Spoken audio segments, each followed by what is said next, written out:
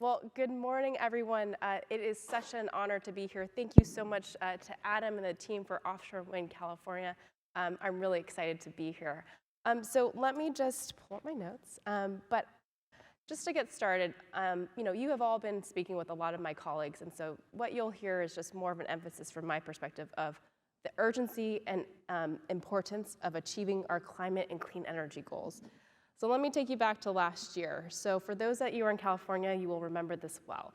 For those that aren't from here, last year, we experienced one of the hottest and longest Septembers on record. So for 10 consecutive days, we are in constant, what we call flex alert. We had to urge Californians to conserve energy. We had to take extraordinary measures to bring online additional capacity, all while we were hoping and frankly praying that nothing went wrong, that a wildfire didn't take out a transmission line, and our aging fossil gas fleets didn't go down. At the end of those 10 days, the grid was able to maintain power, and we set a new record on the CAISO system of over 52,000 megawatts in demand. Heat waves like last year and other climate change-driven events like wildfires, droughts, and floods are not only increasing in severity, but frequency. This threatens grid reliability here in California, but also further underscores the urgency that we must all collectively take to combat climate change. We have to decarbonize our economy. We have to electrify our future. Since 2000, California has cut emissions from the power sector by nearly half, and thanks due to the growth of renewable and zero carbon energy resources.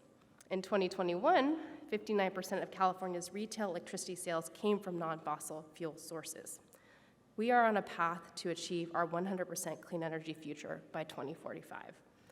At the same time, we are also anticipating significant growth in demand as we electrify our lives, our transportation sectors, our buildings, our economy.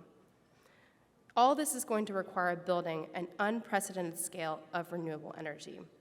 We also need clean, diverse resources that can support reliability so that grid can be powered by clean energy resources 24/7. This is why I am so excited by the innovative opportunity of offshore wind. The SB 100 2021 Joint Agency Report conducted portfolio modeling and found that at least 10 gigawatts of offshore wind development are needed to achieve our state's climate goals. In addition to providing the generation profile that we need to meet our goals, offshore wind also supports grid reliability during our net evening peaks. As the sun goes down and solar generation ramps down, offshore wind resources can come online. Right now, to meet that evening peak, we ramp up fossil gas generators that are located often in disadvantaged communities. With offshore wind resources, we can transition away from those fossil gas resources. For these reasons and more, Governor Newsom is committed to a future of offshore wind in California, including his nation-leading goal of 2045 goal of 25 gigawatts. But the governor's not just about setting goals. He is focused on implementation and making this a reality. In 2021, Governor Newsom signed Assembly Bill 525, which tasked the California Energy Commission to lead a multi-agency partnership to develop comprehensive strategic planning for offshore wind off of the coast of California. One of those foundational documents that will inform that future strategic plan is the Offshore Wind Permitting Roadmap, which is actually being considered today at the Energy Commission. This document reflects coordination across different California regulatory entities, including the California Coastal Commission, the Department of Fish and Wildlife, the Ocean Protection Council, the State Lands Commission. It is all hands on deck. Through the AB 525 coordination, the CEC and other agencies are also evaluating key components such as transmission, cultural and natural resource impacts, and economic benefits of offshore wind. I want to recognize that ports are a critical part of this conversation. Our current infrastructure was never built for offshore wind, so it makes sense that future upgrades are needed.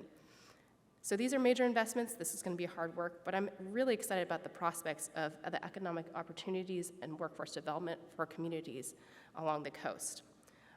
In addition to, as the governor really loves innovating and opportunities to bring manufacturing in California, opportunities to manufacture in-state blades, turbines, and other components necessary to build this future. In addition to the 525 effort that I just mentioned, I know that some of my colleagues have been speaking about to you this today and yesterday, we also recognize that procurement is a central component. Earlier this year, the governor proposed legislative changes and funding to stand up a central procurement mechanism that would support the procurement of long lead time resources, such as offshore wind. This is currently pending with the legislature and is a priority for the administration to accomplish in the budget process. While these efforts and initiatives provide a solid foundation, we know that it's going to take hard work to reach our goals, and we cannot do it alone. Coordination, communication, collaboration, and willingness to problem solve together will be the key to our collective success. I want to acknowledge and thank our federal partners, in particular BOEM, for their ongoing collaboration. Thanks to their leadership, we were able to get the first lease sale last year. I want to acknowledge many of the provincial lease sales who are also participating in the symposium and want to share my congratulations.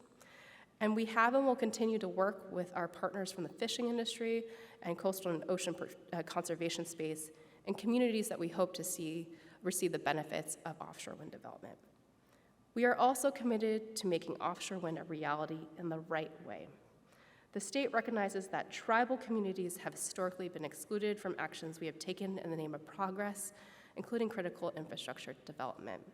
As we continue to pursue these opportunities together, the state is committed to ensuring that tribal nations have a meaningful place in every phase of the process. So I just want to conclude my brief remarks by again thanking Offshore Wind California and everyone here for your passion, your leadership, and your partnership. I look forward to working with you and having future conversations. Let's get this done. Thank you.